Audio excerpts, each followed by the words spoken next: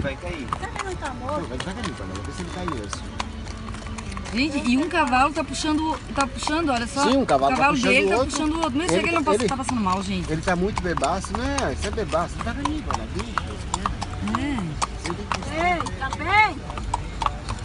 Será que não tá morto, não? Não, gente, esse cara tá morto. Pelo jeito tá bem. Tá tranquilo, parceiro? Tranquilo? Só dormir no sono? Ah, no lombo do cavalo é fácil dormir no Meu sono. Deus. Daí? Tranquilo? Beleza? Meu Deus, cara. Jesus. Vai cair, velho.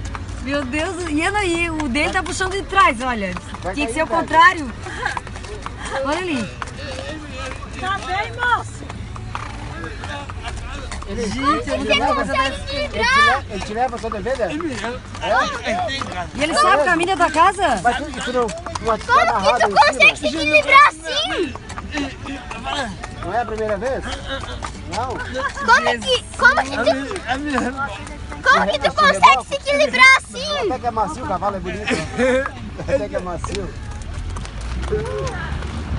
Caraca,